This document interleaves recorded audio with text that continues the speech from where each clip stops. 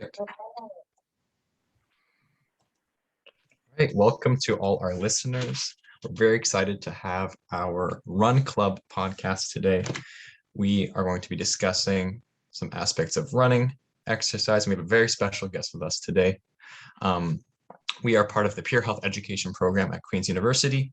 My name is Alex, and I'm here with my team members, Maya, Riley, and Abby, and we are super excited to get going with this podcast, and I'll hand it over to Riley for the introduction of our guest. Wonderful. Thanks, Alex. So joining us today, we have Julianne Staehli, a Tokyo 2020 Olympian athlete in the women's 5,000 meter run. Originally from Lucknow, Ontario, Julianne attended Queen's University, pursuing a Bachelor of Arts in Health Studies and a Master's of Science in Sports Psychology. She continued her education at Western University, completing a Bachelor of Education and Intermediate Senior Education. Julianne is now a professional athlete for Team New Balance Boston. Julianne, thank you so much for joining us today. We're really excited to have you. Thanks for having me on. Awesome. So we'll just jump right into the questions. Our first question is, where did your passion for running come from, and how did you decide to pursue it? And what do you love about running? Yeah, so growing up, I played all sports. And I think for me, it was just being active and living that type of lifestyle. And just my family upbringing as well. We always enjoyed being outdoors and just being, exercise, but in a sort of recreational way. So throughout public school, throughout high school, I was always trying out for teams. And slowly, I think I just sort of realized my talent for track and field, cross country. And then once I shifted into high school later on, it became sort of a time aspect where I had to start choosing between sports. And slowly then I began to specialize in cross country and then track specifically. And I guess until university, that's when I really just focused solely on running. Awesome. So as a Queen's alumni, could you tell us more about your experience being a Queen's athlete? Yeah, so I think that time in my life, so the 5 years that I ran for Queen's, just being on that team and in that environment was a really neat opportunity, because now you have all like-minded individuals around you who are within this same age group, and you're all sort of working towards this common objective. And for us, being U Sports champions, and that was sort of the kind of end goal of, what we were looking towards. And individually as well, running, obviously your performance is, you're responsible for what you can do on that day. And I think just the accomplishments I was able to have and making my first national team during my time at Queen's just gave me that bit of, taste for success of, what could come next after my time. So I definitely wasn't thinking about the Olympics early on, but I think it sort of planted that seed for what could come. Awesome. So kind of just touching more on being a student athlete at Queen's, did you find it challenging to balance your academics and your physical activity as a competitive runner? And what were some of the strategies that you found helpful to achieve the balance between academics and sport?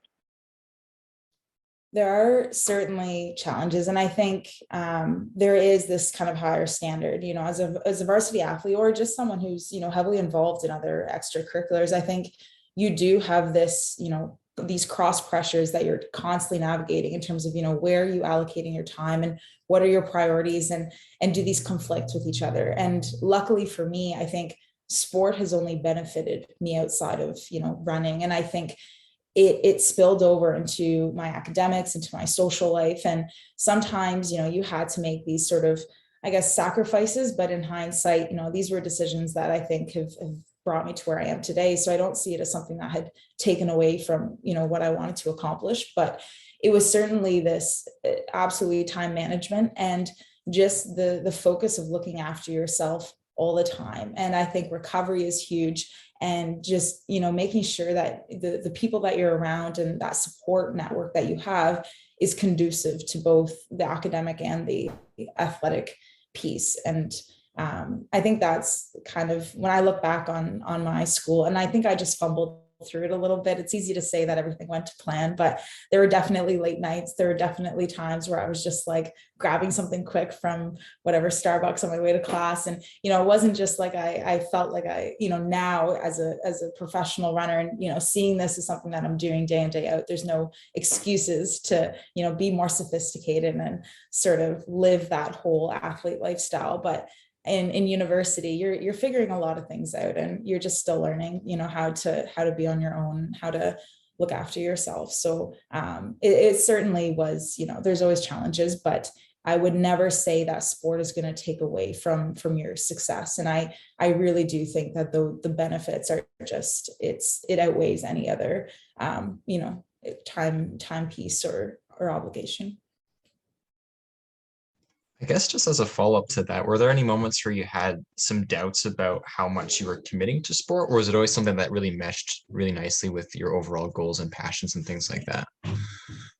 Yeah, that's a great question. I think I never questioned, my role in the sport and what I wanted to do. It never felt like I was in, the wrong place. And I think maybe, some students, as they move through a program or they, they're in certain courses and you kind of get that feeling of, is this for me? Is this right? And I just felt with sport, that was the one thing I always knew. It was sort of this constant throughout my university career. And even now that I've always gravitated towards. And I don't think that there was a time where I never wanted to run. There were workouts where I thought, why am I doing this? But I think after the fact, I was like, okay, I'm fine. It was good. And I still want to do this. And my best friends are all in this. And I think that's the biggest piece is when you find that, social part in your sport, or, if it's in your school setting as well, but that's what gives you that sort of purpose and that sense of,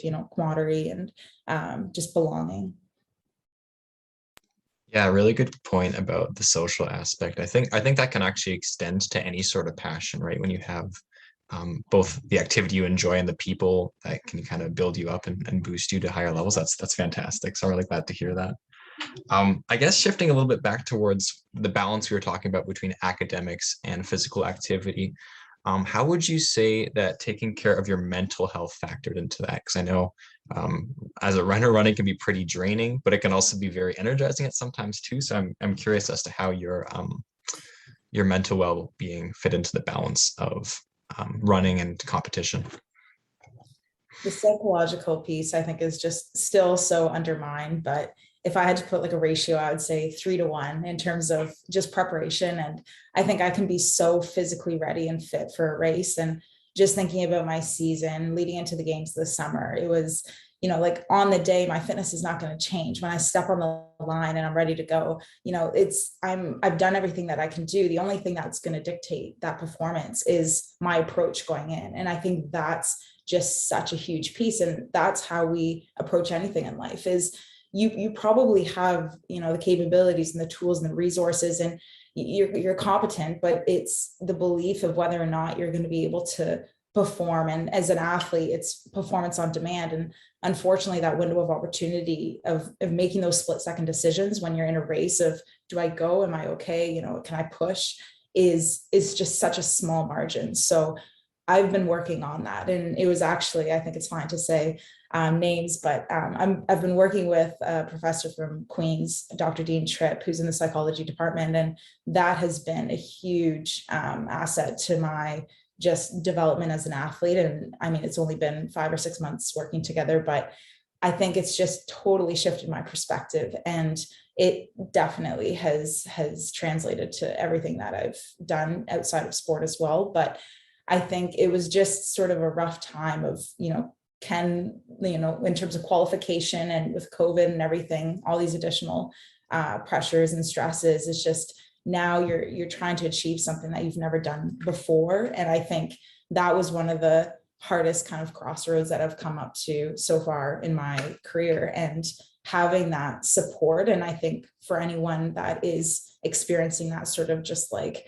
wall in where they're at, it's looking to someone to be able to kind of navigate that. And I think having a professional and knowing, they know you, and just kind of building that relationship to be able to sort of just talk things out. And then for me, obviously the sport side of things, it has a lot to do with just like disciplining your emotions, and just, being a little bit, like ruthless in your approach of, you have the confidence, you're ready to go, and translating the negative emotion into this positive. So I think we talk a lot about anxiety and depression and these sort of negative emotions that can kind of fester at us. And I think for me, it was bringing forth like the adrenaline and the excitement, and just that like feeling of being so fortunate to have this opportunity to try and represent our country. So mental aspect, huge. I know that wasn't a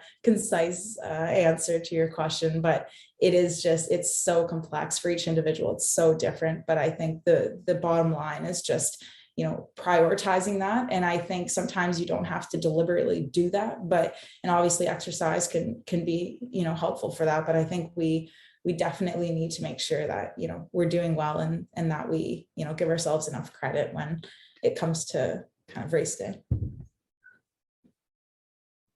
Yeah, that's really interesting to hear how like intertwined your psychological and physical health are. So in terms of competition, how would you say that you manage like the stress of competition, or do you have any like strategies or anything that you do to prepare mentally for a competition? Yeah, I think over the years of doing this, I mean, since I started Queens in 2012, so it's almost been a decade of like kind of running at this level. And I think over time things become sort of routine, and I'm still nervous. There's not a race that comes up that I don't get that feeling. You wake up in the morning, you're like, it's race day, let's go, let's go. So I'm always excited. I'm always, I have that kind of like feeling, and I think that's a good thing too. I think that tells me, that I'm still enjoying it. I'm still having fun. So I think that would be my first point, is focus on the enjoyment, and the success will follow.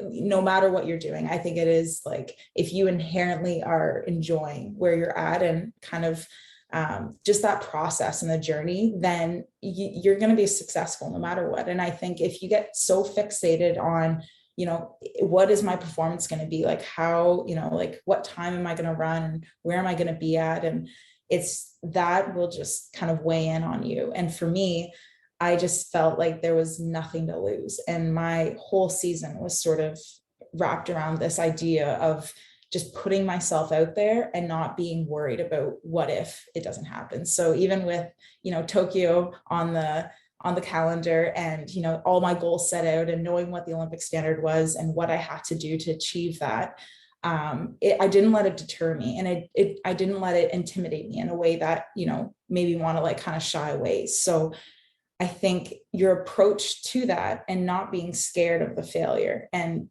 just really kind of like putting yourself in a position where you're okay. Like if it happens, amazing. If it doesn't, that's fine. And I really did feel that. And if I didn't make the Olympics, life would go on. I did, and that's awesome. It worked out and it was great. But I think it was really sort of this like special time where I feel like I've just matured as a person, but also as an athlete, where I don't internalize all of that. And I think that would be kind of the final piece, after that enjoyment piece and the success, is not putting the worth of your accomplishments on yourself. And I think for me, and my parents did a good job of that as well. It was like, no matter the times I run, or, what contract you sign, or like, it doesn't change my value as a person. And moving ahead, no matter, where the sport takes me, what I do, I know who I am, and what I want to accomplish. So I think that all plays into, when you do go into a race, and what you're feeling, and how you're, looking, inward, and at your competitors and all that kind of thing. But I think it has a lot to do with how you frame it. For sure. That was a great answer. You have a lot of great insight. And I know we kind of touched on how race day is so mental and psychological. Like you can be physically fit, but you got to have that motivation, that discipline. So I was wondering if you have any tips for students, because during university, there's so much that you need to accomplish. It's so important to like keep yourself motivated and be disciplined, but also, as we said before, keep that balance. And you've given us such great advice thus far. So I was wondering if you have any advice on that. Yeah, I think I'm still figuring it out. I think even as a student, to the last day that, I've like graduated, it was this time management piece. It was just the struggle of just figuring out like, how can I be most effective with the hours that I have in a day? And I honestly, it's tough, but I think social media and just the amount of time that we're spending online, and now the shift of having this virtual environment has just completely just like shuffled how we learn, and sort of determining how we can effectively be learning, and also not having all of these distractions. So I think from an athlete standpoint, and something that I've really kind of a mantra that I use, but just asking myself, like, am I focused or am I distracted? And I think just working with my psychologist as well, it was like, if you're ever in a situation and you're kind of like, trying to like, I guess, study your work or, do your training. And I think it's just sort of checking in with yourself and giving yourself that couple seconds of just as like mindfulness, almost of like, what am I doing right now? And is this, the best, work environment that I have? Am I, is this going to the library or working with friends or listening to music? Or I think you just have to kind of find what works for you and get in that groove.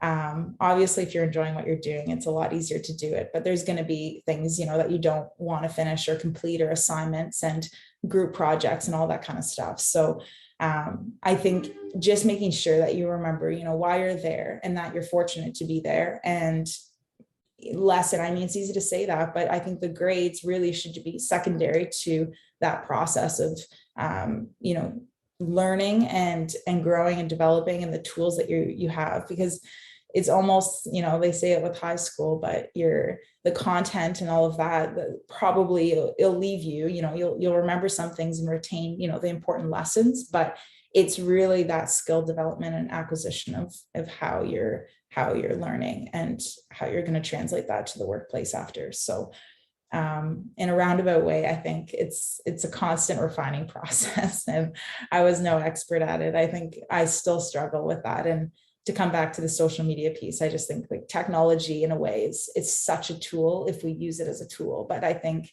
it has created this totally different environment for us to learn in.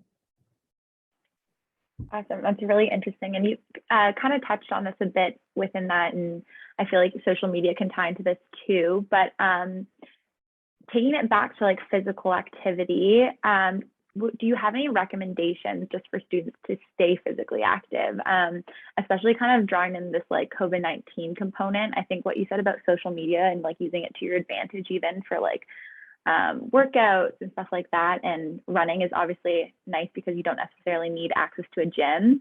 But is there any like recommendations or tips that you would have for students to maybe develop a physical activity routine or anything of that sort? Mm-hmm.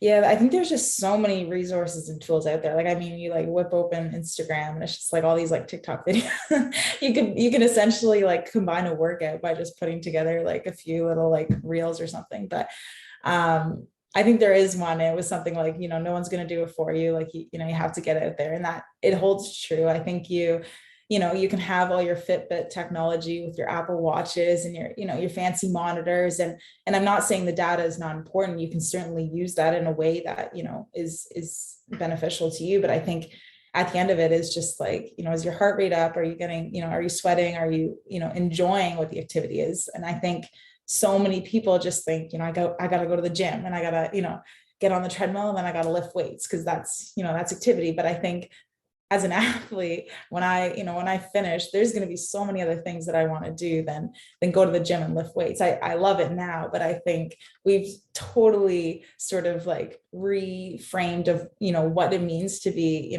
active and healthy and exercise. And I think that just looks so different now. And I don't think we have to be just, curling dumbbells. So I think something you enjoy, and if it's with people, awesome. If it's not, that's fine too. I think sometimes going for a run, just clearing your mind and, not filling it with music, but using that as like an hour of the day or half an hour that you have for yourself. And it can look so different for whoever, but I think not having your phone is probably good. And it's tough because we always tend to find a way of bringing it along, but the less that you're distracted and the more that you're just, engaging in that in a very kind of like mindful way, I think is awesome. And again, I don't think, running is something I love, but it certainly needs to be something that you do enjoy.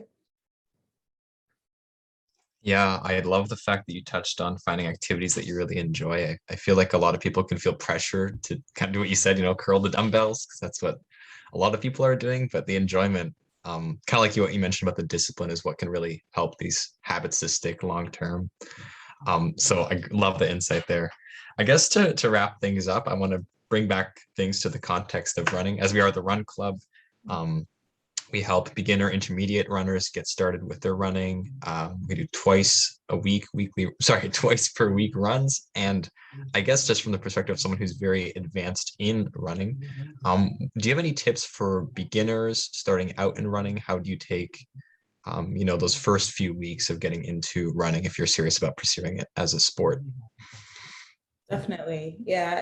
I mean, it's so simple, but it can be so hard. It literally is just one foot in front of the other. But from, my perspective, it has never gotten easier because I've always, kind of pushed that envelope in terms of performance. But I think when you're starting out, one of the most encouraging things is the improvement that you're going to make is exponential at the start.